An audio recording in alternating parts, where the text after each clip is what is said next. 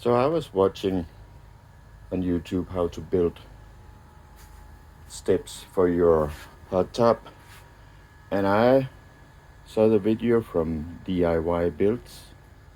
Turns out that he have a website where you can download the plans, and I think they came out very nice.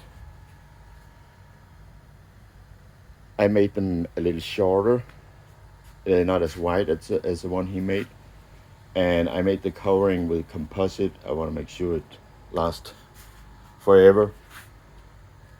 And this is the final result.